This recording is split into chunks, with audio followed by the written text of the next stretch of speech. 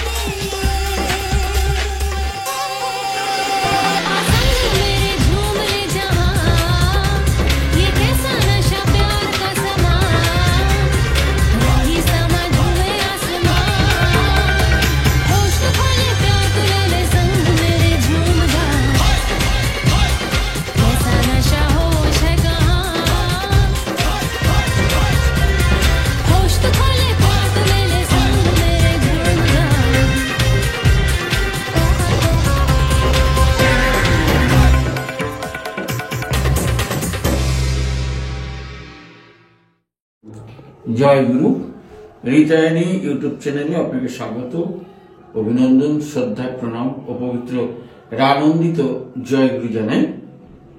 আপনারা দেখছেন রিতায়নী YouTube channel. আর আমাদের সামনে পড়তে ছবিটা উঠছে তো, আমাদের সামনে শ্রদ্ধেয় রাহাদা, অনেক দিন পরে আবার এলাম। অর্থাৎ রাহাদা সর্বদাই প্রস্তুত থাকেন। আমি আসতে না পারার জন্য ইষ্ট প্রসঙ্গটা একটু ব্যাঘাত ঘটছে, তবে হবে। আমি বারবারই বলেছি যে সপ্তাহে একবার করব, কিন্তু সেটা মানে সেটেল হচ্ছে না, হবে। তো যাই হোক, আজকে খুব আনন্দের দিন, রাহাদাকে পেয়েছি। ইষ্ট প্রসঙ্গ আমরা শুনবো রাহাদার মুখ থেকে, আমরা অনুপ্রাণিত হই, অনেক অজানা তথ্য আমরা জানতে পারি রাহাদার মুখ থেকে।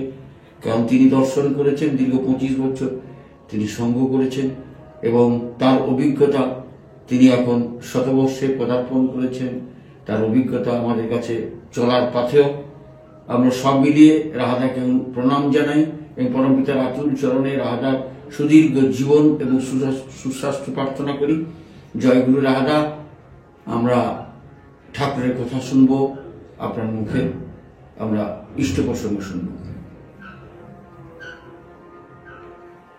পরম পিতার আতুল চরণে সর্বাগ্যে আমার কোটি কোটি প্রণাম। আমার যারা আমার সঙ্গে আজকে আমরা এক জায়গায় এই সমবেত ইষ্ট প্রসঙ্গ নিয়ে আলোচনা করছি, তাদের প্রত্যেককেই আমি আমার পরম পিতার আতুলের প্রার্থনায় তারা সুখে শান্তি সুস্থি থাকে। আর যেখানে যেই আজ থাকুন না কারণ, আমার গুরু ভাই হোক বা সাধারণ যারা হন, তাদের সকলকেই আমি আমার আন্তরিক এবং শ্রদ্ধা জানাই, সঙ্গে সঙ্গে ঠাকুরের কাছে প্রার্থনাও জানাই তারাও সুখ শান্তি স্বস্তি রোজ তার অঙ্গীয় আশীর্বাদ তাদের উপর বর্ষিত। আজ অনেকদিন পরে তাই বেশ শীত চলে গেল, শরীরটার উপরও খানিকটা একটু আমার একটা ইয়েও ছিল, হঠাৎ ঠান্ডা ফান্ডা লেগে বুঝতে পারি নাই যেমন রেগুলার চলতাম আগের মতন, আমি ভাবছি আমার সেরকমই আছে। অল অফ এ সাডেন যে এত ঠান্ডা এরকম লেগে গিয়ে আমি বেশ খানিকটা একটু কাহিল হয়েছিলাম। তাছাড়া আপনারও তো নানা কাজে ব্যস্ত থাকার জন্য আপনি আসতে পারেন নাই, কারণ আপনি বুঝতে পারছি আগের মতো আমরা ঠিক বুঝতে পারি না, সেটা ঠিকই, কারণ তখন তো ছিল একটা যুগ যে করোনাকালে যাবেন কি যাবেন, আপনাকে বাড়িতে থাকতে হয়েছিল। সেই সময় রেগুলার আমরা করতাম কিন্তু এখন তো সংসার তো আপনার আছে, সরকারের কাজটা দেখতে হবে, সেসব নিয়ে আপনাকে কর্মস্থলে যেতে হয়, আপনাকে করতে হয়। ঠিক আছে, যখন যখন সময় হবে তখন নিয়ে আলোচনা করা যাবে। আর দেখেন তখন ইষ্ট প্রসঙ্গ নিয়ে থাকতাম বলে শরীর মনটা খুব চাঙ্গা থাকতো। আর সত্যি কথা বলি, আপনিও আসেন না, আর কারোর সময় কোথায় না, আস্তে আস্তে বসে বসে নিজের মনটাকেও এমন হয়ে গেল, যার পর ঠান্ডা ফান্ডা লেগে টেগে একেবারে দেখেন এখনো দেখতে হচ্ছেন তো, এখন ঠিক মতন আমাকে প্রোটেকশন দিয়ে চলতে হচ্ছে। সেইটাই অবশ্য ওটা কমে যাবে, কোনো চিন্তা করি না, ঠিকই আছে। এর মধ্যে অনেকে আমাকে ফোন টোন করেন, দাদা ওগুলো কি বন্ধ হয়ে না? দাদা আমাদের তো করার লোক তো, আমাদের তো প্রফেশন না। দাদা আসতেন, ওনার শখের যাই হোক ওনার এটা করতেন, সেটাকে দিয়া ওরা করতাম টেতাম। তো ওনার তো কর্মস্থল আছে, যে কর্মস্থলে যেতে হয়। তখন সে সময় তো করোনাকালে বাড়িতে ছিলেন, রেগুলার আসতেন করতেন, সেইটাই। যাই হোক আবার আজকে আসছেন অনেকদিন পরে আবার হচ্ছে। আর আমিও ঠিক এই কয়েকদিন দেখেন স্ট্রোকে নিয়ে থাকলে মন টং সব চাঙ্গা থাকে, আর সেই চাঙ্গা না থাকার ধরুনই রোগের বাতালয় থাকে। হ্যাঁ, আমি দেখি ঠাকুরের প্রত্যেকটা বাণী একেবারে অক্ষার্থ বাণী। আজকে যদি সেই সময় তখন তো ঠান্ডা ঠান্ডা ছিল, তার মধ্যে আসতেন, দেখেন কোনো ইয়ে নেই। হঠাৎ এই মানে কি বলবো, আজকে আসতে এত মনে আনন্দ লাগছে, এত আমার মনে হচ্ছে না আমি আবার নতুন লাইফ সত্যি কথা বলতে। হ্যাঁ, কারণ ইষ্টকে নিয়ে আলোচনা, ইষ্টকে নিয়ে আলোচনা কথাবার্তা চলতে মনটা ভরপুর হয়ে যায়। ঠিক ঠিক ঠিক ঠিক ঠিক। আগে যেমন ঘন ঘন যেতে পারতাম, ঠাকুর বাড়ি যেতাম, এখানে যেতাম, ওখানে নানা কারণে বয়স হোক যাই হোক, তারপরে আমার খানিকটা ওই পড়ে গিয়ে ঠাঙের একটু ব্যথায় চলাফেরা করতেও হয়। যেমন নিজেকে সাবধানে চলতে হয়, যে কোথায় থাকি করতেই হবে। সেই জন্য তবু আপনি ছিলেন, তাই খানিকটাই সত্যি কয়েকদিন ধরে মনটা এত খারাপ লাগছে, মনটা খুব খুব ভীষণ লাগছে। কিন্তু আজকে এত ভালো লাগছে যে আবার যেন আমি নতুন করে লাইফের এটাই পেলাম। যাই হোক, ইষ্ট প্রসঙ্গ নেই, কোথায় কি কোথার থেকে আলোক করে কোথায় বলবো, কিছু যদি থাকে বলার বলতে পারেন, জিজ্ঞাসা করতে পারেন আপনি। না না, আমার কথা হচ্ছে কি, এই যে আপনার কথার সূত্র ধরেই বলি যে আজকে আপনি নিজে বলছেন যে ইষ্ট প্রসঙ্গ করতে পারছেন বলে মনটা খুব ভালো হয়ে গেছে, বা উল্লাস লাগছে, বা খুব খুশি লাগছে। এই কদিন ইষ্ট প্রসঙ্গ হয়নি বলে আপনার মন খারাপ, কিন্তু সে আপনার জীবনেই আমি দেখেছি, ইষ্টকে নিয়ে থাকলে আর তাকে ভালোবাসলে আর তার যদি দয়া পাওয়া যায়, তা আপনার জীবনেই তো দেখলাম যে আপনি প্রথমে পুরো বাউন্ডেলে হয়ে ঘুরছিলেন, আবার এই ঠাকুরকেই মানে আপনি প্রথমে বিশ্বাস করতে চাননি, পরে বিশ্বাস করলেন। সেই বাউন্ডেলে জীবন, পড়াশোনা প্রায় শেষ, সেখান থেকে আপনি আজ প্রায় বিএ পাস করে, ম্যাট্রিক পাস করে, ম্যাট্রিক পাস বলছি, মাস্টার ডিগ্রিও করেছেন বোধহয় কি না, করলেন। তারপরে আপনার জীবনে অনেক অঘটন থেকে আপনি এই পর্যন্ত অনেকগুলো অঘটন ঘটেছে। যেমন ধরুন, আমি মনে করি দিই, এই যে প্লেন ক্র্যাশ করে গেছিল, সেখান থেকে আপনি ফিরলেন সুস্থ শরীরে। তারপরে অনেক বিপদের মধ্যে থেকেও আপনি ফিরে এসছেন। অনেকগুলো ঘটনা, যেমন এক সময় আপনার স্ত্রী এবং আপনি কোথায় গেছিলেন, এক ডাকাত এসে সেই বলছে, মা এই সোনার গয়নাটা আপনি রাখুন, এই জায়গাটা ভালো নয়। এরকম বহু ঘটনা ঘটেছে, যেগুলো আপনার এই ঠাকুরের আশীর্বাদ হোক যাই হোক আপনি পেয়েছিলেন, তাই অনেক বিপদ আপদ থেকে বেঁচেছেন। আমি সেটাই জানতে চাইছি যে ঠাকুরের আশীর্বাদ যদি থাকে যে যত বিপদ আসুক সেখান থেকে আমরা বেরিয়ে আসতে পারবো, এইরকম কিছু শুনতে চাই। দেখুন, আমার যা অভিজ্ঞতা আমি দেখলাম, নাম আর নামিতে অভেদ। আমার জীবনের অভিজ্ঞতা দেখলাম, ঠাকুর বহু জায়গায় বলছেন, এবং নামময় থাকলে এবং নামের সঙ্গে থাকলে তিনি আমার সঙ্গে উপস্থিত থাকেন। নাম ছাড়লেন সেই মুহূর্তে আবার আমার ভিতরে কর্মফল যা আগেকার যে সমস্ত কর্মফল সেগুলো আবার চেপে ধরে। আমি বারবার বলেছি একটা জিনিস, এক্সাম্পল, ঠাকুর বলতেন এই অক্টোপাসগুলো সমুদ্রে তাদের ওই যে মাকড়সা আছে না, ওই মাকড়সার বড় সাইজ, ধরুন একটা কচ্ছপের মতন সাইজ, তার 8খানা ঠ্যাং থাকে, বুঝলেন, এবং সে ঠ্যাংগুলো লম্বা করা যায়, লম্বা লম্বা লম্বা দেখেছেন আর কি, জানি না অক্টোপাস গুলো। হ্যাঁ, কিন্তু গায়ে এত শক্তি, সমুদ্রে যখন জাহাজগুলো যায় তখন জাহাজ শুদ্ধ ওর পিছনে চলে আসে, এসে করে কি ওই নিচে তো লোয়ার থাকে তো পাত দিয়ে জাহাজটা কাঁথা ওই ধরে, আর এত জোরে টানতে আরম্ভ করে যে মাছগুলো ফাটায় দেয়, তখন জাহাজগুলো ডুবে যায়, জানেন তো। তার থেকে বাঁচার জন্য কি করে, জাহাজের যারা ক্যাপ্টেন দেখতে পায় যে সমুদ্রের ভিতর জলের ভিতর জাহাজ ধরে আসছে, তখন ওই সমুদ্রের নিচের অংশটা যেটা জলের ভিতর থাকে সেটা কায়দা আছে, ইলেকট্রিফাইড করে দেয়, যে ইলেকট্রিক যে শক করে আসে, ইলেকট্রিক শককে ফেলে দেয়, ওই কিছু দূরে গেল, তখন অনেকক্ষণ তো ইলেকট্রিকের শক রাখতে পারে না, তখন ইলেকট্রিকটা ওরা বন্ধ করে দেয়, আবার এসে ধরে, আবার শক দেয়, আবার চলে যায়, আবার শক দেয়, আবার চলে যায়, করতে করতে যখন ওরা টায়ার্ড হয়ে যায় তখন আর আসে না, জাহাজটা চলতে আরম্ভ করে। তেমনি আমাদের ওই ইলেকট্রিক শক দিতে হলে নাম চাই। হ্যাঁ, কারণ আমার জন্মগত কর্মফল, আগের জন্মগত প্রাপ্ত কর্মফল যা নিয়ে এসেছি, সেই কর্মফলের জন্য আমার এই জন্ম। সুতরাং এই জন্মে যে আমরা খারাপ কাজ করেছি বা তার ফল হবে, আর আগের জন্মের যে কর্মফলের যে খারাপ যেগুলো ব্যালেন্স নিয়ে এসেছি, এই দুটো মিলে আমার রোগ শোক দুঃখ দারিদ্র ব্যাধি নানা রকম আপদ বিপদ নানা রকম আসতে আরম্ভ করে। অথচ ভাবছি আমার তো এই বয়স, আমি তো এমন কিছু অন্যায় কাজ করিনি, কিন্তু তার চাইতে বেশি করে ভুগছি কেন? ওই যে প্রাপ্ত কর্মফল ব্যালেন্স নিয়ে এসেছি সেইগুলো আমার কর্মফল হচ্ছে। কারণ ওই ভেতরে যখন নাম করি, দীক্ষা নেওয়ার পরে নাম করি, তখন ওগুলো বেরিয়ে আসতে যায়, একসঙ্গে বেরোয় আসতে যায়, বুঝলেন তো। বেরোবার সময় যেমন ভেতরে শরীরে কোথাও একটা নালি ঘাটা থাকলে তখন ডাক্তার সেটাকে অপারেশন করে ভেতরের যে অবস্থাকে একটু বের করে দেয়, যখন বেরোয় তখন খুব জ্বালা করে, রোগী একটু কষ্ট হয়, ও কষ্ট আমার সহ্য করতে হয়, কিন্তু বেরোয় গেলে আবার পরিষ্কার হয়। তেমনি আমাদের শরীরের মধ্যে, দেহের মধ্যে যে সমস্ত কর্মফলের যে প্রাপ্ত রয়ে গেছে বা এই জন্য হয়ে গেছে, সেইগুলো যখনই নাম পড়ে, নাম মানে শক্তিশালী জিনিস, তো সে অশুভ জিনিসটাকে টেনে বের করে দিতে যাচ্ছে, বের করে সেখানে নানা রকমের আপদ বিপদ গ্রহ বিপদ রোগ শোক এর আসতে আমি ভয় পেলে চলবে না, নাম করে যেতে হবে, তখন ওগুলো বেরোতে আরম্ভ করে। আমি দেখেছি আমার ব্যক্তিগত জীবনে যে ওই যে যখন নাম করি, ওই নাম করার ফল হয়েছে কি দেখেছি, ওই আস্তে আস্তে ওগুলো বেরোবার সময় তখনই হয়।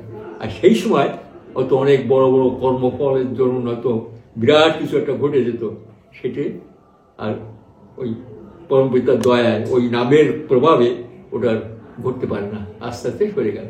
হ্যাঁ, ওই কেন হলো? তখন খুশি, আমার তো এমন কিছু নেই, মূল ছিল আমার ওষুধ ওই নাম, এই যে নামময় থাকা, চলতে ফিরতে। ঠাকুর যে বারবার বলছে চলাফেরায় নাম সবসময় করতে হয়, রাধার স্বামী আমরা যা করি এইসব মনে মনে করা করতে হয়, এই অভ্যাসটা করে নিতে হয়। এমনি বসে বসে তো যাই হোক অভ্যাস করতে হয়, আধা ঘন্টা থেকে 45 মিনিট কমছে, না হলে তো ওটা ইয়ে নেই। তাও হয়তো 10 দিন করলেও হয়তো একদিন কিছুটা অনুভব করে দেয়, একদিনের দিন হয় না, করা অভ্যাস করতে হয়। করতে করতে করতে করতে করতে করতে তখন দেখুন চলতে ফিরতে খেতে বসতে এটা নামের অটোমেটিক আসতে আরম্ভ।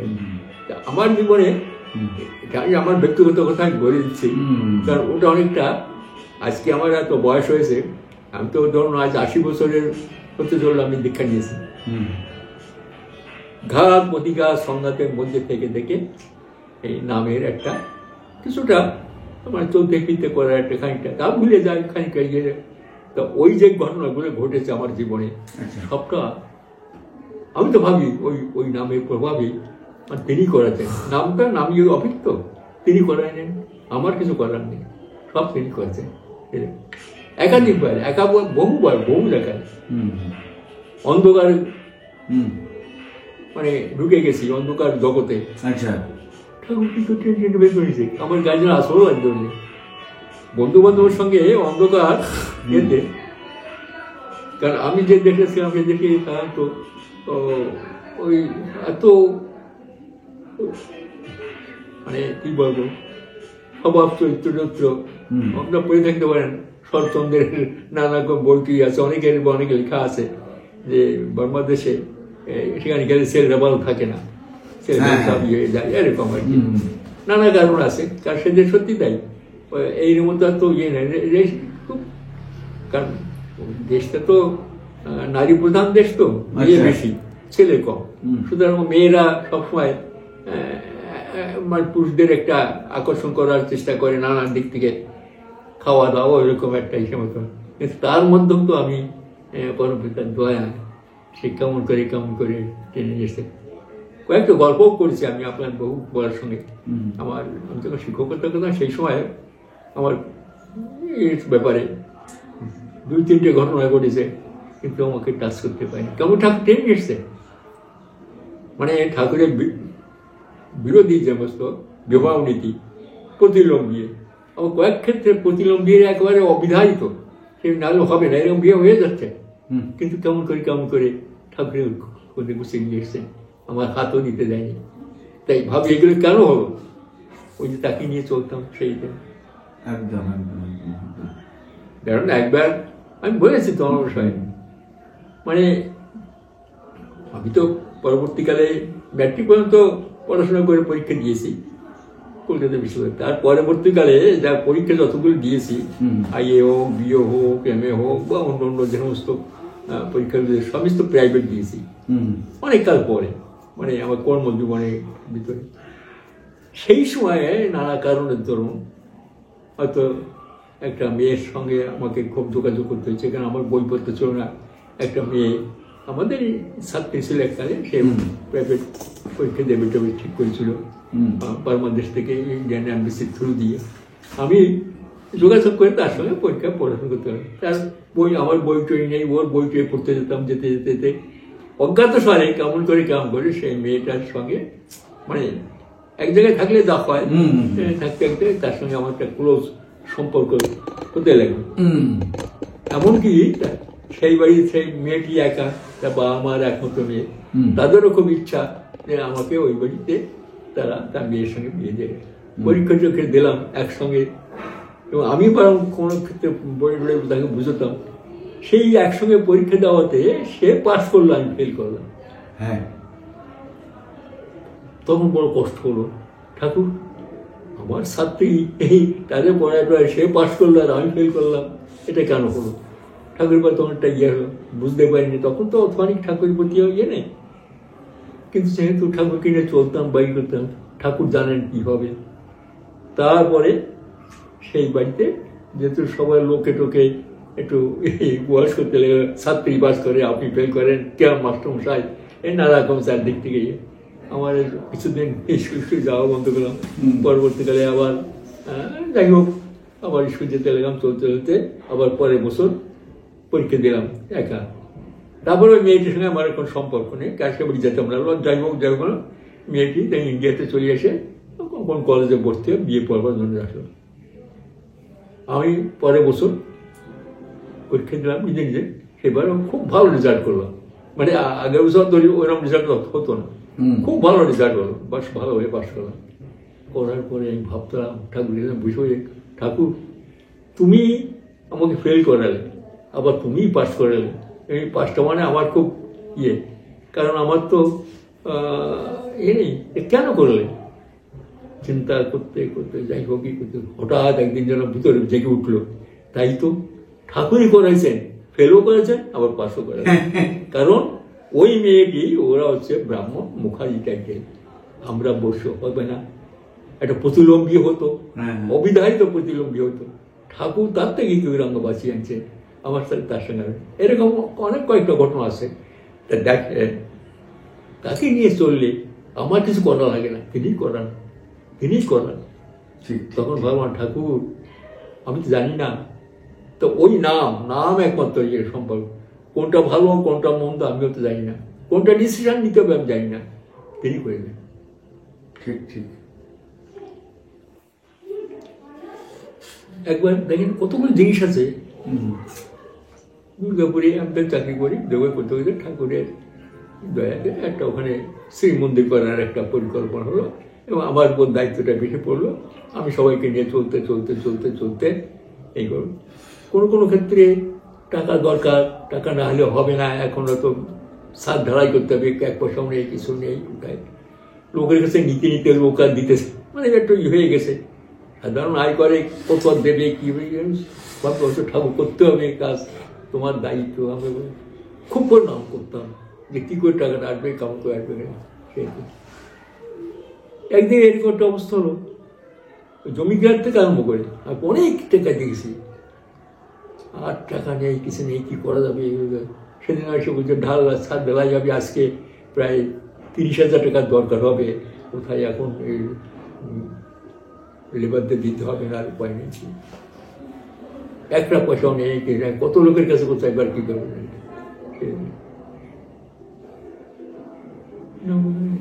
খুব পরিণাম করছে, সকাল উঠে কী করবো, কোথায় যাবো, নাহলে ধরবে মিস্ত্রি, আর ধরবে কী করে, ধরবো গরিব মানুষ। উঠে দেখি একটা লোক হঠাৎ সে এসে একটা কাগজে মোড়ক করে এসে, দাদা জয়গুরু, নতুন কিছুদিন আগে দীক্ষা নিয়েছে, শোনেন আমরা এসব টাকাটা কাজ সঙ্গে তার কাছে চাইটাই নেবে, সে তিনি একটু ডিসাইড করেন, ভালো মাস পয়সা পরিমাণ। কি দাদা এটা ধরে যদি হয় আমি, আমার খুব ভালো হবে যদি আপনি গ্রহণ করেন। আমি বললাম যে কোথায় কোনো বাড়িতে অনেক সময় সবজি টবজি হয়, এটা ওঠায়, এরকম বোধহয় কিছু হবে টবে, সেই একটা মোড়কে করে কাগজে মোড়ক করে নিয়ে এসে, তাহলে ঠিক আছে দেন।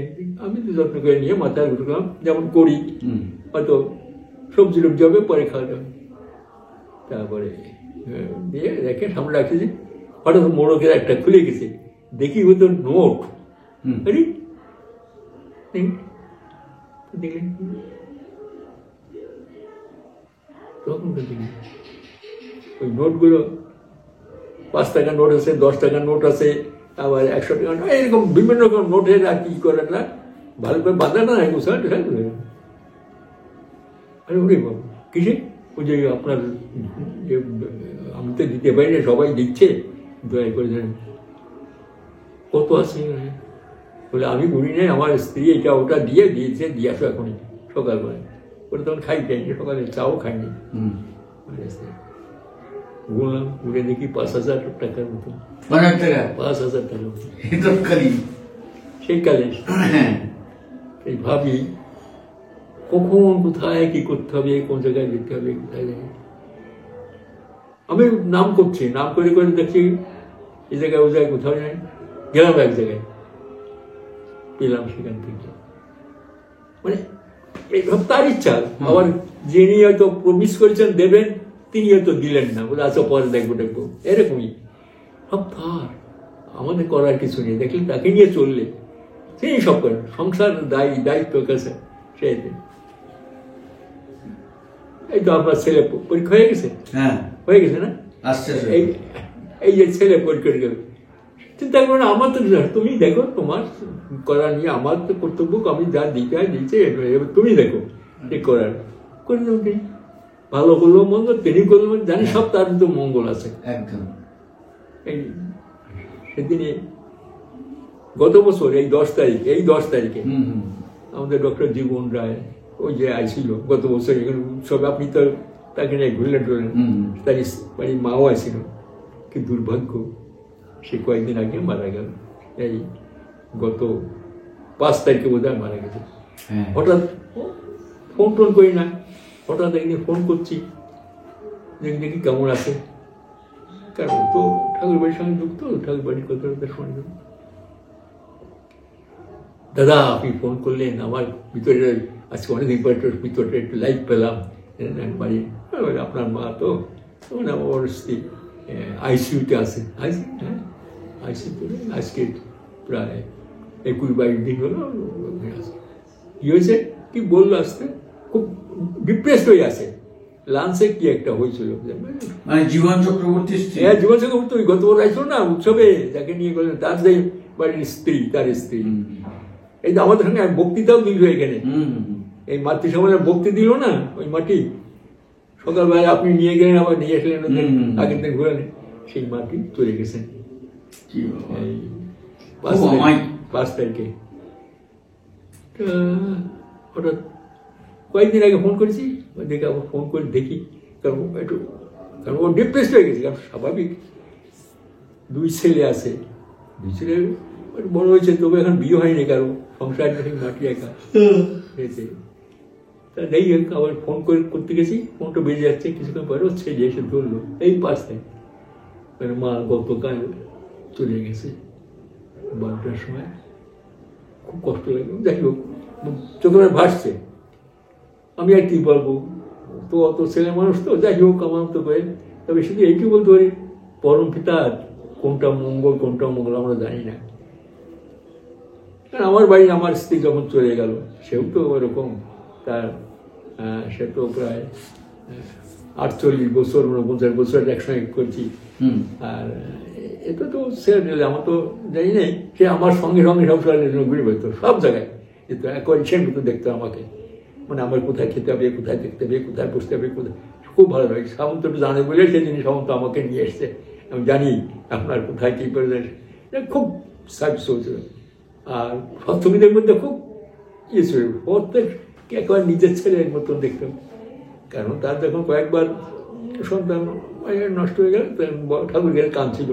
ঠাকুর কান্দিস কেন, তুই মা বলে ডাকে, কত লোকের মা ডাক শুনবি, তুই মা ডাকে শুনে তুই ইয়ে হয়ে যাবি, বেজার হয়ে কি একটা ভাষা বললেন ঠাকুর। হ্যাঁ, সত্যি তাই, প্রত্যেক সপ্তাহে একবার নিজের ছেলে বা মেয়ের মতো দেখতে হচ্ছে, এরকমই। চলে যাওয়ার পরে আমি কিন্তু এতটুকুই হয়নি, সেও এরকম আইসিইউতে ছিল, সে 12, 13, 17 দিন, তারপরে চলে গেল। চলে যাওয়ার বুঝি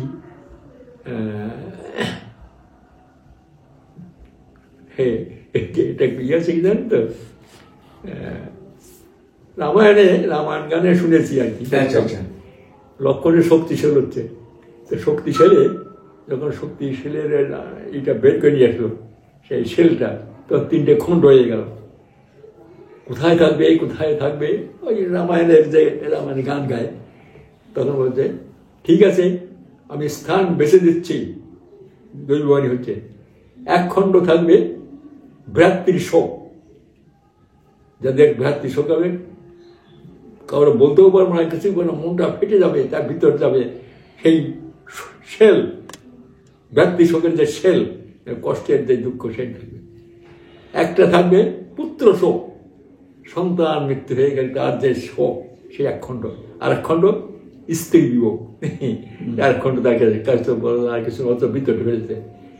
শক্তিশালী 3 খণ্ড কোথায় কোথায় করে। তাই এই যে স্ত্রী বিয়োগ, ওই আমার সঙ্গে তো মনে পড়ে যে এগুলো একটা, তা আমরা পরম পিতাকে নিয়ে চলি, আমাদের তো সব চিন্তা নেই, তিনিই যা করেন সেটাই মঙ্গল, ভেবে নিতে হবে।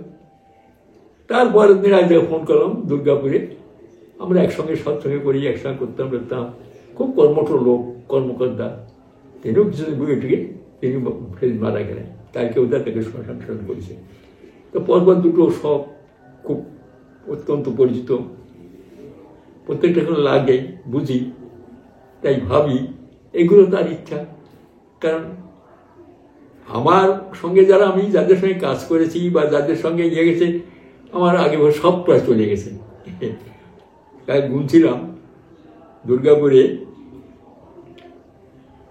মানে আমার পরবর্তীকালে যারা ঠাকুরের দীক্ষা দেওয়ার অধিকার হয়েছেন, এদের সবাইকে আমি, আমার সঙ্গে আসলো, কাজ করলো, ঠাকুরের তার দীক্ষা দেওয়ার অধিকার হলো।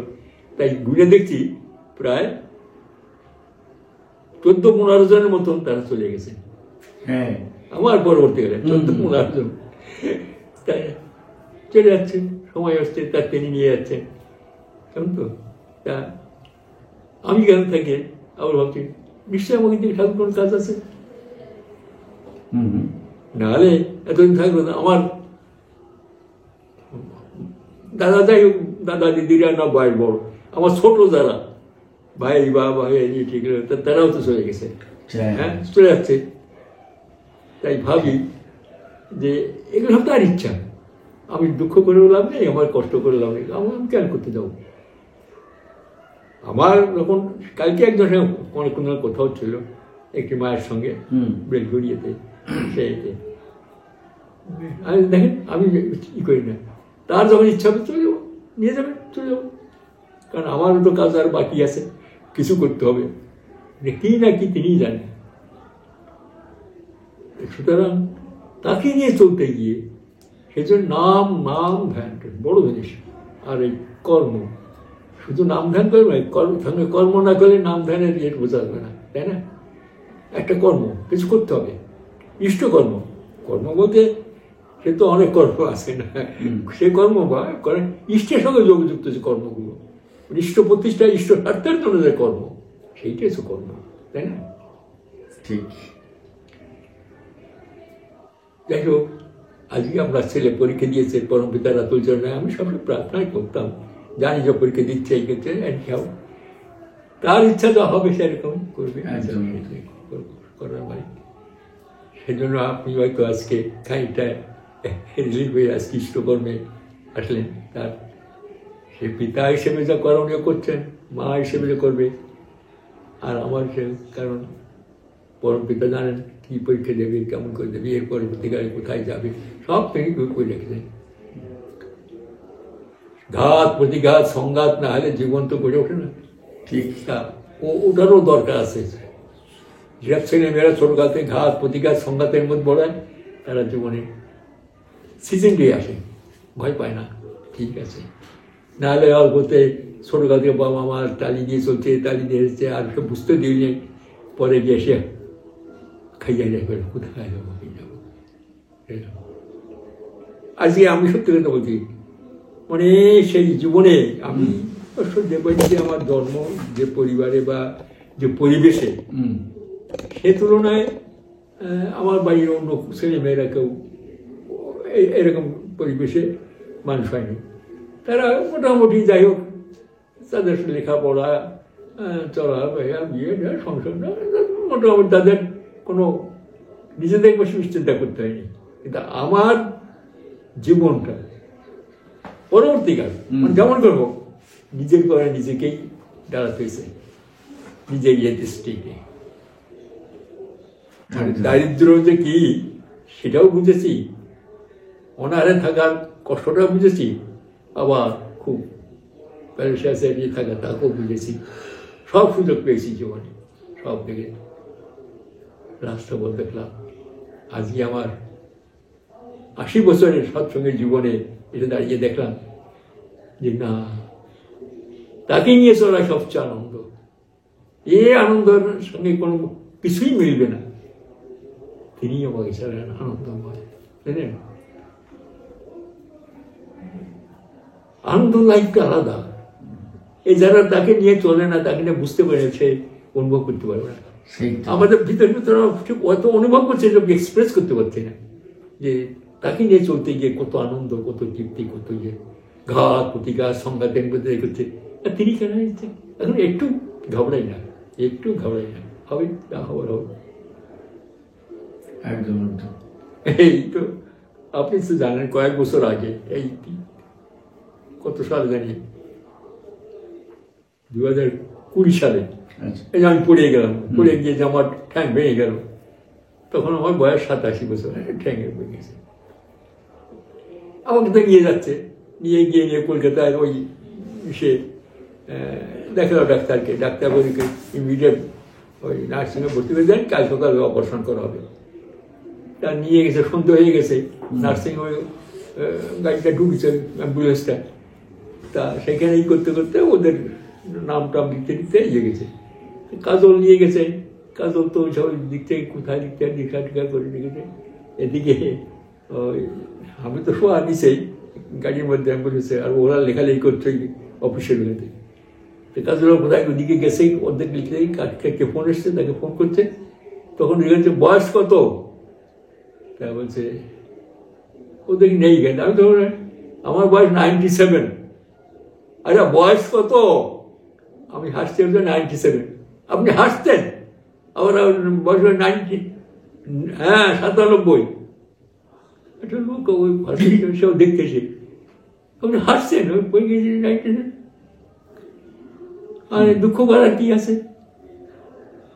ভাবলো যে লোকটা উদয় একটু নর্মাল হবে, না এমনি কোথাও আর কি বেরিয়ে গিয়ে ঠ্যাং বেরিয়ে গিয়ে মানুষ কষ্ট করে, আমি হাসছি আর বলছি 97, সেটা ভেবে নিল আর কি। এই যে সহজ সরল ভাবে, এবং সকালবেলা আমাকে নিয়ে যাচ্ছে ওটিতে, তাও দেখছি, তারপরে ডাক্তাররাও সব করছে, মেইন ডাক্তার যে সে এরকম দাদু দাদু করছে, কেমন আছে, যাই হোক আমাকে টিপোরেটে কোথাও বলছিল যে সেই একটা মেয়ে ছিল ডাক্তার, ওই অ্যাসিস্ট্যান্ট করেছে এই ডাক্তারের। যখন আমাকে ফিরে আমার জ্ঞান ফিরেছে, তখন আমাকে আবার, তো আমার পলস দাঁত, তো দাঁতটা খুলে নিছে ওরা, তা আমার যখন দাঁত হয়, মেয়েটি বলছে দাদু তোমার দাঁত আমি আমার দাঁত খুলে দেবো। মেয়ে ডাক্তারটা বলছে, অল্প বয়সে মেয়ে, সেই বলছে আপনি এত জলি, আপনার এতটুকু এনে, এই বয়সে এরকম রুগী তো খুব কম দেখেছি, একটু চিন্তা করেন না, চিন্তা করে কি আছে।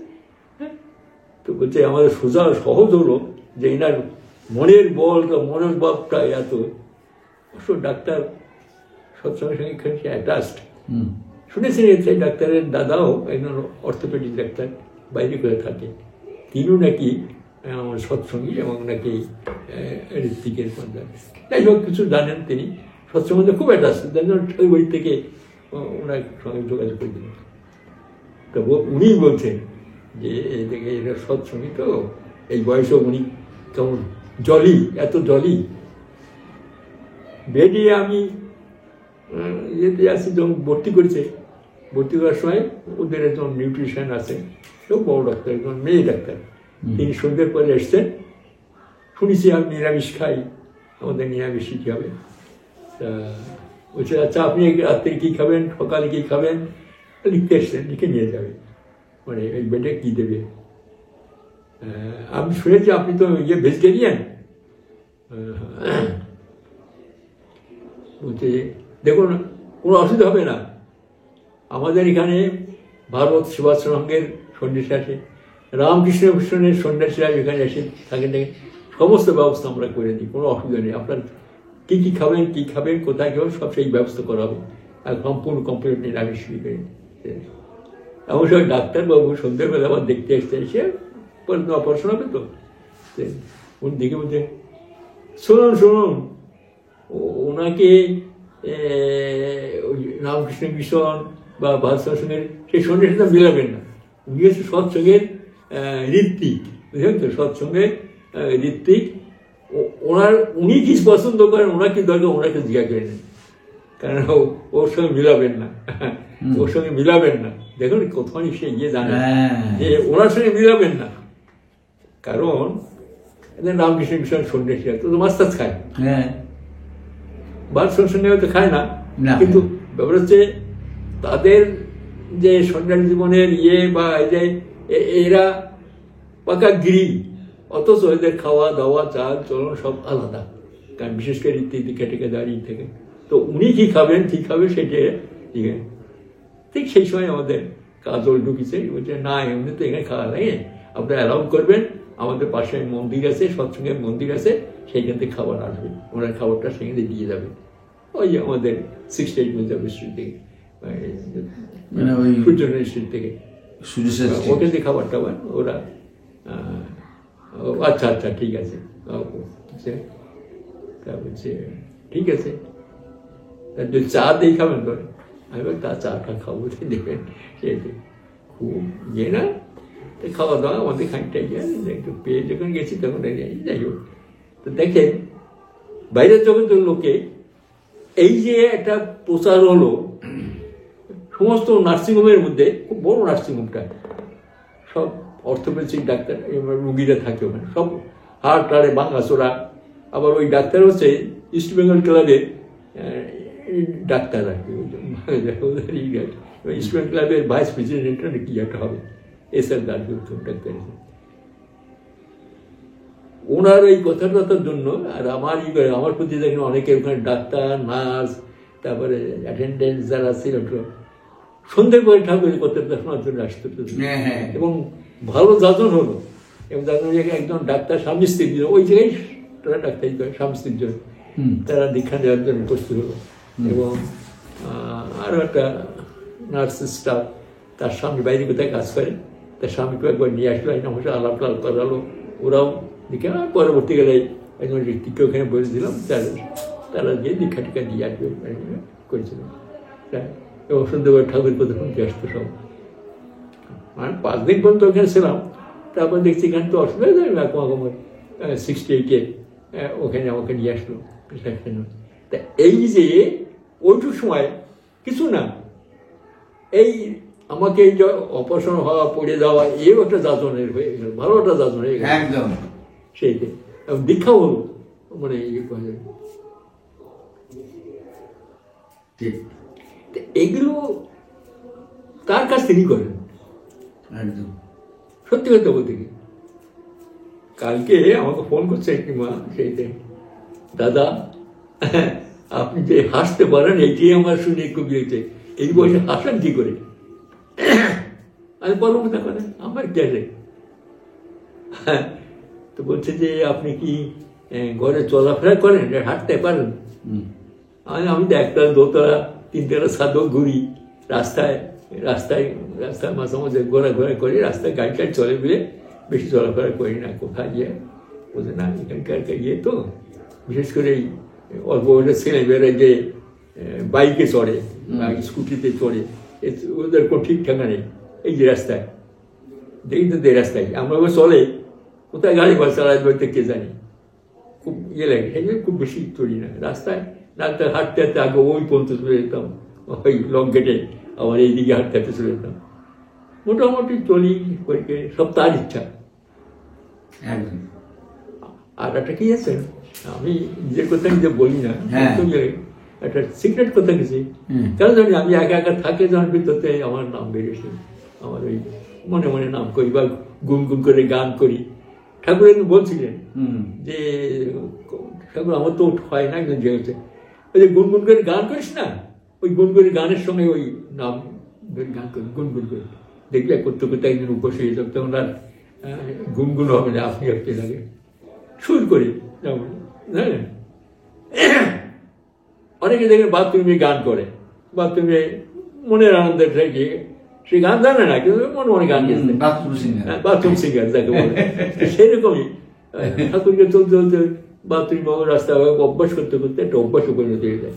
সেই চলাফেরায় জব, মানে এটা একটা বড় জিনিস। চলতে ফিরতে গেলে ওপরে সবাইকে বই, খুব আনন্দ পাবেন, দেখবেন শরীর ভালো থাকে, মন ভালো থাকে, খুব ভালো থাকে। এটা আমার অভিজ্ঞতার কথা বলছি না, ঠিক একদম একদম আমার ব্যক্তিগত অভিজ্ঞতা করে বলছি, যে মনটা খুব আনন্দ ভরে ওঠে। আজকে কিছু নেই, আপনাকে পেয়ে আমার ভিতরের জন্য একটা দোমাইট কাটছিল। সত্যি কথা বলছি, কোথায় যাই না, কিছু যাই না। আগে তো সৎসঙ্গে আপনার বাড়িটাই কয়েকবার গেছি, যে শীত টিতে ঠান্ডায় লাগাতে পারি না, তাই দেখছি যে উৎসব উৎসব আসবে, তখন হয়তো সে তখন বেরিয়ে আছে সেইতে। কিন্তু ঠাকুরকে নিয়ে চললে খুব, বা তাকে নিয়ে আলোচনা করতে বসলে যেন মনটা ভরে ওঠে, আর কোনো কিছু দরকার নেই। ঠিক এই মানে দীক্ষা গেছে 44 সালে, আজকে 24 সাল, ঠিক 80 বছর কমপ্লিট হল। এই 6 এপ্রিল আমার দীক্ষা হয়েছিল। আচ্ছা, এই 6 এপ্রিল মাসে আমার কমপ্লিট। 1944 সালে 6 এপ্রিল গুড ফ্রাইডে ছিল। পাবনা হিমায়তপুরে আমার দীক্ষা হয়। ও, আপনার কি দীক্ষা পাবনা হিমায়তপুরে? ঠাকুর তো সেখানে দীক্ষা। অ্যাকচুয়ালি আমি তো ঠাকুরকে আগে ই করতে আমার দাদা দীক্ষিত, দাদা আমার সাথে জানবে কাছে শেষ পর্যন্ত দেখি যে কায়দা টাদা করে আমাকে পাঠালো, ওদের সঙ্গে আসলাম। তখন ঋত্বিক কনফারেন্স হতো গুড ফ্রাইডেতে, ওদের সঙ্গে আসলাম, যারা আসলো তাদের সঙ্গে। তারপরে পর্দায় স্নান টান করে ঠাকুর ঘুরলাম, ঠাকুর কাছে বই যা দেখেছি, যা বলতাম, ভয় নিন্দা করে আমিও করতাম, নানা রকমের উৎসাহ করেছি তখন। কিন্তু প্রথম দর্শনে আমি অবাক হয়ে গেলাম। ঠাকুর বসে আছেন দোতলার পরে, দোতলা বারান্দায়, সেখান থেকে পর্দা দেখা যায়, আর নিচে থেকে সিঁড়ি দিয়ে দেয়, ও লোক উঠে যায়। বারান্দায় বসে আছেন, আর 2-4 জন লোক সামনে বসে আছে। পিছনে দুটো ম্যাপ ছিল দেখলাম, একটা ভারতবর্ষের ম্যাপ আর একটা বাংলা প্রেসিডেন্সি। তখন দেশ স্বাধীন হয়নি। হ্যাঁ, আমার সঙ্গে যারা ছিল তারা গল করে উঠে গিয়ে বাড়ি থেকে জানিয়েছে, কেউ মূলো কলা না, যে যা বাড়ি নিয়েছে, চারিটা ঠাকুর ভোগ নিয়ে দিতে, ঠাকুর যা বড় বড় ঘর দিয়ে তারা নিয়ে দিয়ে এসছে, চলে গেল তারা। আমি একা একা দাঁড়িয়ে আছি, সবাই চলে গেল, উঠতে সাহস পাচ্ছি না। আরে সেই প্রথম দর্শনটাই আমার চোখ দেখছি, সেই রাত জেগে গেছি তো, আগে রাত্রে জেগে বাড়ি থেকে যখন গেছি, ট্রেনের ধাক্কা টাক্কা লেগে গিয়ে চোখটা যখন নীল হয়ে এসছে, ভাবলাম বোধ হয় চোখটা বোধ হয় রাত্রে জাগা তো, সেই জন্য ঘুমটা বুঝে বারবার চোখটা করে ওগড়ায়, আবার থেকে তাকালাম, তাকাই দেখছি মানে অনেক সুন্দর একটা রূপ, মানে কি খালি গায়ে বসে আছে, একটা দুটি করা, আর কিচ্ছু না। অথচ একই অঙ্গে এত রূপ দেখতে হচ্ছে না। হঠাৎ ঠাকুর তাকায় তাকায় দেখছেন আমার দিকে, মাঝে মাঝে দেখছেন এদিকে কথা বলছেন, এদিকে কথা বলছে, আবার তাকাচ্ছেন, সে তাকানটা এরকম 2-3 সাহস হচ্ছে না উপরে উঠতে। সবাই চলে গেল, তারা কেমন দিব্যি চলে গেল, আমি এর ভিতরে যে দুর্বলতা আমাকে পেয়ে বসছে। তারা আছে রোদ তো, সেই এপ্রিল মাসের রোদ লাগছে। ঠাকুর বললেন, নিচেই কেন উপরে আয়। ভাষা বুঝতে পারিনি, শব্দ বুঝিনি, কি বললো দেখ দাদা ওকে বললেন, নিচেই কেন উপরে আয়, ঠাকুর ডাকছেন। বললেন কি জানি কাকে বল, তাও দেখলাম না, পিছন থেকে দেখে কেউ নিতে আমার দিকে লক্ষ্য করছে। নিচে কেন উপরে উঠে আয়, আমি বলি ঠাকুর নিচেই কেন উপরে উঠে আয়। এতকাল নিচের মধ্যে ছিলাম, নিচে অন্ধকারের জগতে, এবার উপরে উঠে আয়। তখন ওই এক দাদা উপরতে করছে, তোমাকে ঠাকুর ডাকছে। তা আমি জানি বলছি আমাকে, আমাকে হ্যাঁ।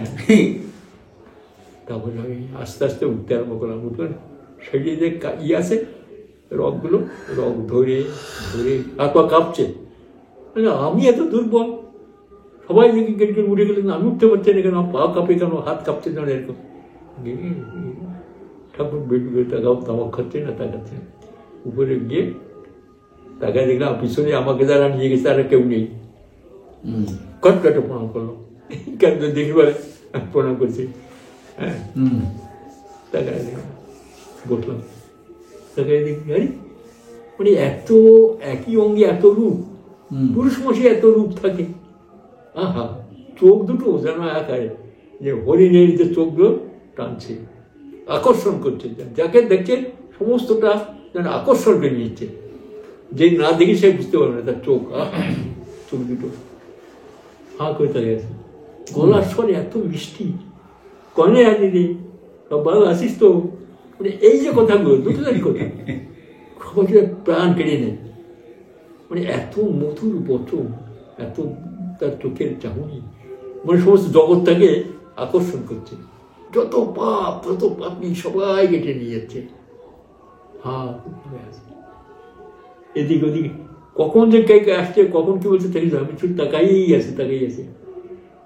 সকাল 8টার সময় থেকে ঠাকুর 11টার সময় উঠে গেলেন। এখন উঠতে পারি, হ্যাঁ ওঠে ঠাকুর উঠলেন, সবাই গেল তার সঙ্গে। পিছনে কিন্তু আমাকে যে নিয়ে গেছে রোগেন কাকা, সে দেখছে, কাকু এবার চলো যাই ঘরে, যে বাড়িতে উঠেছি সেখানে খাওয়া দাওয়ার ব্যবস্থা আছে, যেতেন। আমাদের আশ্রম থেকে বেশ খানিকটা দূরে, ওই পদ্মার পর্দাটার ইয়ে আছে, বাঁধ আছে, বাঁধের পদ্মা দিয়ে আসতে চলে গেল। আর আমার খালি মাথা মধ্যে ঘুরছে। এইরকম মানুষ তো আমি দেখিনি।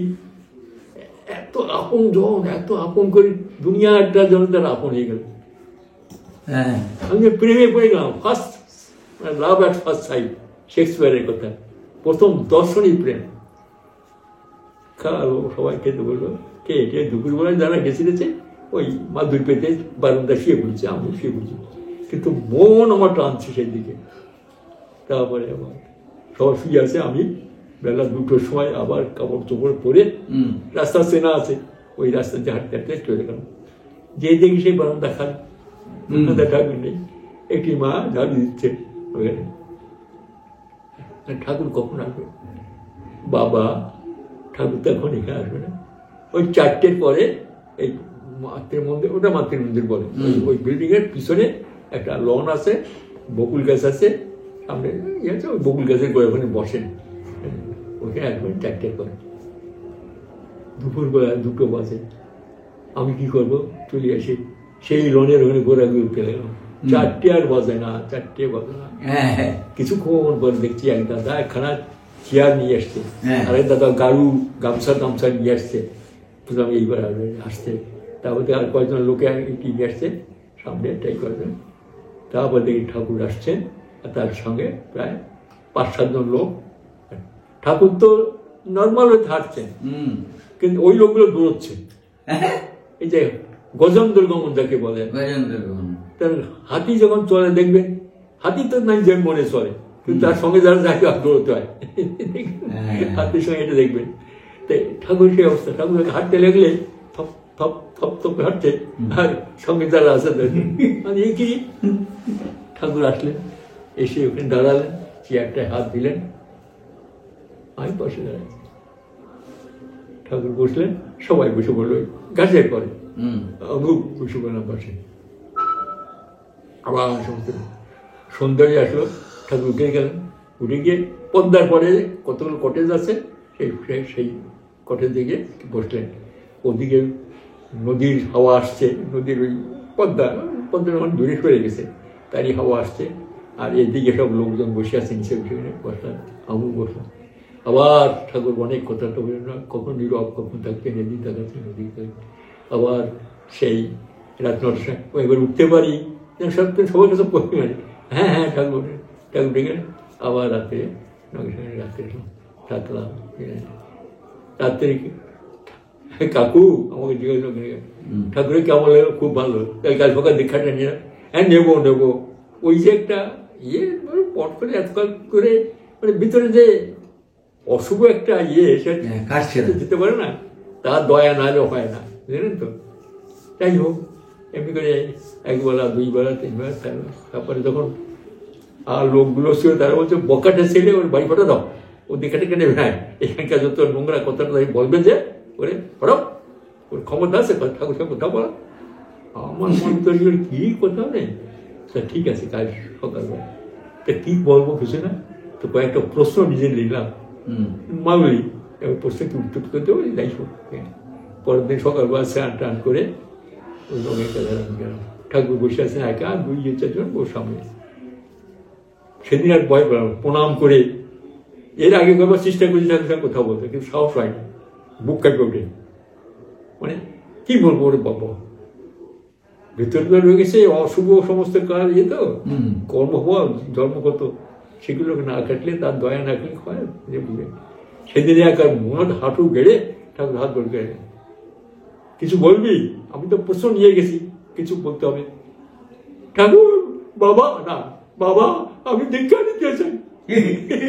সব বুঝে গেছি, আমি দীক্ষা নিতে চাই। এই তো ঠাকুর 9টা, এই তো করছি কাজ হয় কাম। এই শৈলেন কোথায়? শৈলেনের ডাক। শৈলেন বর্ষাজি, নৃত্যশিল্পী, খুব নাম করা তখন, উদয় সঙ্গে সমসাময়িক সেই কালে। নাচ টাচ করে কয়েকবার খুব ইটি করে তিনি খুব অসুস্থ বুঝলাম। ঠাকুরের কাছে আসা, দীক্ষা টিকা নিয়ে ওখান থেকে আবার ভালো হওয়া। ঠাকুর আর যেতে দেন, তাকে পাঞ্জা দিলেন। আর খুব কর্মফল করেছেন তিনি, যেখানে থাকতেন তাজগড়ের কাছে,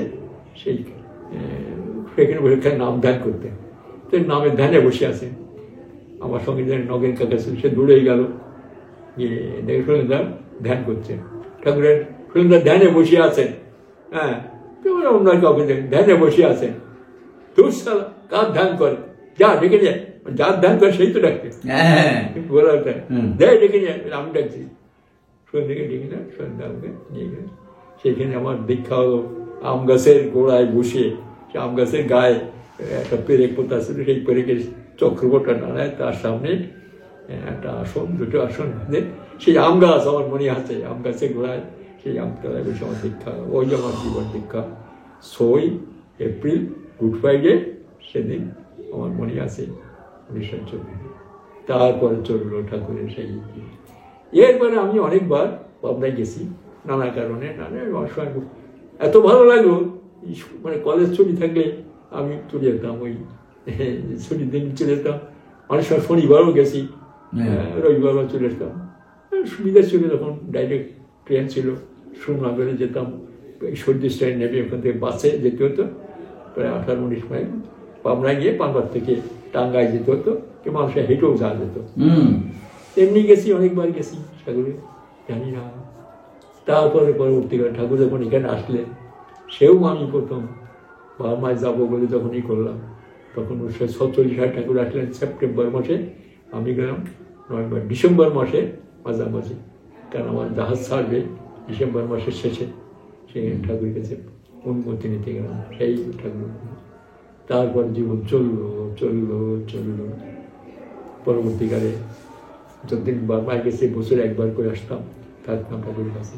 তারপরে তার নির্দেশে এসে আবার দুর্গাপুরে, সেই জঙ্গলের মধ্যে আমার অফিস, জঙ্গলের মধ্যে চাকরি, সেই আসা ভালো লাগতো না, চলে যেতাম শনিবার হলে দেওবারে, ঠাকুরের কাছে থাকতাম, আবার আসতাম।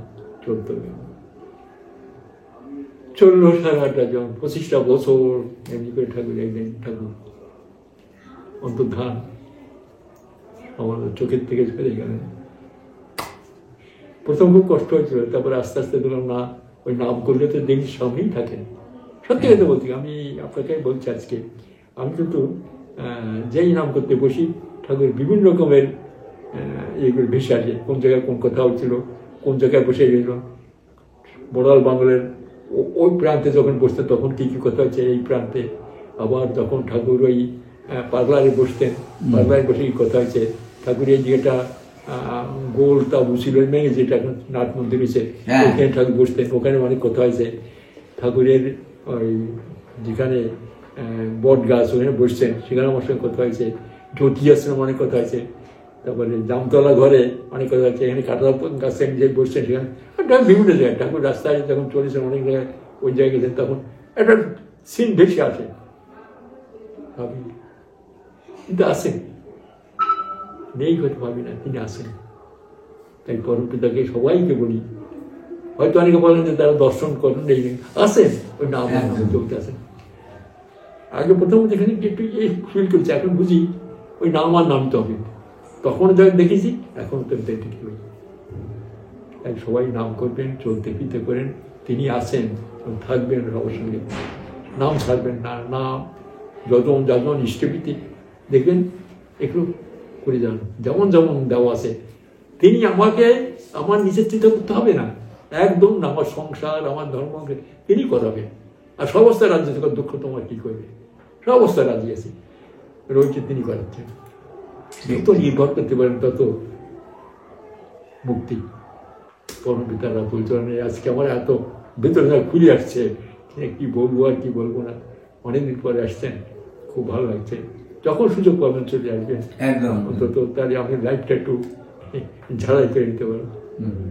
পরম পিতারা পরিচালনা আপনার মঙ্গল কামনা করি, কারণ আপনি অন্তত আর কিছু নাই, আমার দেখতে তাকাই করবেন। দাদাদের কাছে আমি যাই হোক, হয়তো অনেকে দিকে হয়তো দাদা ওটা বন্ধ করে দিচ্ছে নাকি, বন্ধ তো কেন বন্ধ হবে, ঠাকুরের কথা।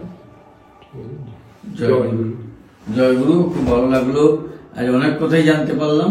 আর এই যে বললেন আপনার ভালো লাগছে ইষ্টপ্রসঙ্গ করতে, এটা তো জানি, কারণ আপনার কাছ থেকে শেখা যে ইষ্টপ্রসঙ্গ করলে শরীর মন তো ভালোই থাকে এবং আমার বহু রিপু কেটে যায়। আর আমি যে আসি, এটা তো আমার মঙ্গলের জন্য, আমি আসছি আমার মঙ্গলের জন্য। আর সেটা ইউটিউবে ধরে রাখি, শুধু আমার কেন মঙ্গল হবে, যাতে সবার মঙ্গল হয়, সবাই দেখুক, সবাই জানুক, এই আশা নিয়েই আমার পথ চলা। তো আমি এখানে এসে অনেক জানতে পারি, অনেক মানে কি বলবো, আমার সৌভাগ্য যে আপনার মতো মানুষের কাছে বসে আমি ইষ্ট প্রসঙ্গ শুনি। এই যে কত পরম পাওয়া, এটা আমার সৌভাগ্য, এবং অনেক বিপদ আপদ কাটে। আমিও তো সত্যি কথা বলতে কি অস্বীকার করার কোনো জায়গা নেই। যখন অনেকদিন আসি না, যেন মনে হয় ওই তো নাম করছি, ঠিক আছে নাম হবে, মানে এই একাগ্রতাটা একটু একটু একটু একটু করে কমে যায়। আবার যখন আপনার কাছে আসি ফুল চার্জ হয়ে যায়, আরে সত্যি তো মন দিয়ে নাম করা উচিত, বেশি করে নাম করা উচিত, অমুক তো আবার যেন চার্জ হয়ে যায়। এই জন্য আসা। এবং শুধু তাই নয়, আপনার এই কথাগুলো সবাই জানুক। এ তো সারা জীবন ইউটিউব যতদিন থাকবে, পৃথিবী যতদিন থাকবে, আপনার এই যে বলাগুলো থাকবে, পরবর্তীকালে সবাই শুনবে। তখন আমরা হয়তো থাকবো না, কিন্তু এটা থাকবে। এটাই আমাদের আনন্দ। ঠাকুর সম্পর্কে সবাই জানবে। আর পরম পিতার আতুল চরণে আপনার মঙ্গল প্রার্থনা করি। ভালো থাকুন, সুস্থ থাকুন, এইভাবে ইষ্ট প্রসঙ্গ করে চলুন। আমরা সমৃদ্ধ হব, অনুপ্রাণিত হব, উদ্বুদ্ধ হব। আর যারা এতক্ষণ শুনলেন তারা সবাই যত পারেন শেয়ার করবেন, কমেন্ট করবেন এবং সাবস্ক্রাইব করবেন। আর শুনবেন, মন দিয়ে শুনবেন, ভালো লাগবে। রাহাতার বহু ইষ্ট প্রসঙ্গ রয়েছে, শুনবেন, দেখবেন। জীবনে যদি কিছু ভালো থাকে, ঠাকুরকে নিয়ে চললে আমার মনে হয় এর থেকে ভালো আমাদের জীবনে আর নেই। আর ঈশ্বর প্রাপ্তি যদি পেতে হয়, ঠাকুরকে নিয়ে চলতে হবে। রাহাতার যে কটা ইষ্ট প্রসঙ্গ আছে শুনলে আমার মনে হয় জীবন সার্থক হবে, এবং আমাদের জীবনের যে মূল উদ্দেশ্য কি, কেন এসছি, সবটাই জানতে হবে। শুধু টাকা পয়সা, হয়তো আমি বলছি আমিও প্রবৃত্তির কারণে সংসারকে পরিপালন করার জন্য আমিও প্রবৃত্তির দাসত্ব করছি, ইনকামের জন্য ঘুরছি, নানা রকম করছি, কিন্তু সত্যি কি এটা সঠিক পথ? রাহাদার যে ইষ্ট প্রসঙ্গ শোনার পর মনে হয় সবকিছু ছেড়ে দিয়ে নাম ধ্যান করি, ইষ্টকর্ম করি। কিন্তু ওই যে বললো প্রারব্ধ দোষ, পূর্বজন্মের সে সুযোগ, সে সুকর্ম, সে সুকৃতি তো সবার নেই। তো যাই হোক, রাহাদার যে কটা ইষ্ট প্রসঙ্গ আছে, অনেক আছে, আপাতত আমার মনে হয় 300-র উপরে আছে, প্রায় 400-500 মতো আছে বলে আমার মনে হয়, গুনে দেখিনি। শুনবেন, দেখবেন, ভালো লাগবে। পরম পিতার আতুল চরণে আপনাদের সবার মঙ্গল প্রার্থনা করি। জয় গুরু, বন্দে পুরুষোত্তম।